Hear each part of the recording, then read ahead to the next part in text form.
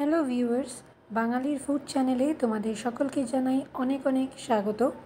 আজকে আবার একটা নতুন পর্ব নিয়ে চলে এসেছি। ভিডিওটা শেষ পর্যন্ত দেখো, ভালো লাগলে অবশ্যই ভিডিও লাইক করো আর সাথে সাথে আমার চ্যানেল সাবস্ক্রাইব করে আমার পাশে থাকবে। তাহলে চলো পর্বটা শুরু করি। তো আজকে আমি বানাতে যাচ্ছি আলুর ভর্তা বা বলা যায় আলুর চোখা। তার জন্য এখানে আমি আলুগুলো কেটে নিয়ে একটা প্রেসার কুকারে দিয়ে দিয়েছি, সাথে সাথে অল্প একটু জল আর নুনটাও অ্যাড করে দিলাম।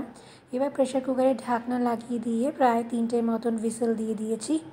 আলুটা সিদ্ধ করে নেওয়ার পর এবার একটা কড়াতে চোখাটা তৈরি করে নেব। তার জন্য এখানে দেখো আমি কিছুটা তেলের মধ্যে কালো সর্ষে অ্যাড করে দিলাম, সাথে সাথে আমি কিছুটা কারি পাতা অ্যাড করে দিয়েছি। তোমাদের কাছে কারি পাতা না থাকলে ধনে পাতার ইউজ করতে পারো। তারপর আমি কুচিয়ে রাখা একটা গোটা পেঁয়াজ এখানে অ্যাড করে দিলাম। এবার এই পেঁয়াজটাকে হালকা লাল করে ভেজে নিতে হবে।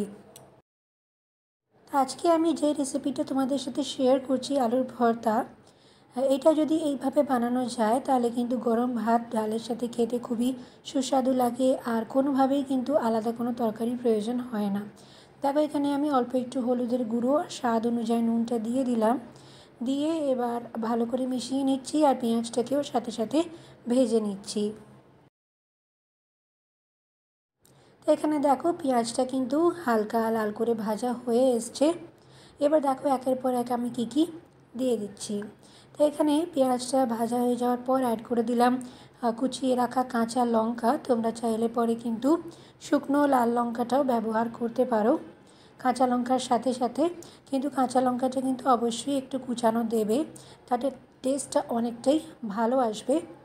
দেখো এখানে কাঁচা লঙ্কাটা দেওয়ার পর কিছুক্ষণ আরও এইভাবেই আমি ভাজাটা করে নিলাম। তারপর এখানে আমি অ্যাড করে দিচ্ছি সিদ্ধ করে রাখা আলুটা সিদ্ধ হয়ে যাওয়ার পর আমি হালকা হাতে করে ম্যাশ করে নিয়েছিলাম, সেটা এখানে অ্যাড করে দিচ্ছি। আলুটা এখানে অ্যাড করে দেওয়ার পর এবার আলুটাকে কিন্তু বাকি মশলার সাথে ভালো করে কষিয়ে নিতে হবে। প্রায় 5 থেকে 7 মিনিট মতন মানে ভাজাটা করতে হবে আলুটাকে বাকি মশলার সাথে। সাথে সাথে এখানে 1 পিঞ্চ আমি হিং অ্যাড করে দিয়েছি। হিংটা দিলে পরে দেখবে এই আলুর ভর্তা বা আলুর চোখাতে কিন্তু টেস্টটা অনেকটা ভালো হয়ে যায়। দেখো এখানে আলুটাকে বাকি মশলার সাথে ভালো করে কষিয়ে নিচ্ছি। প্রায় আমি বললাম যে 5-7 মিনিটের মতন কষিয়ে নিতে হবে, তাতে আলুটা মশলার সাথে কিন্তু বেশ ভালো করে ভাজা হয়ে যাবে আর তাতেই কিন্তু খেতে খুবই সুস্বাদু লাগে।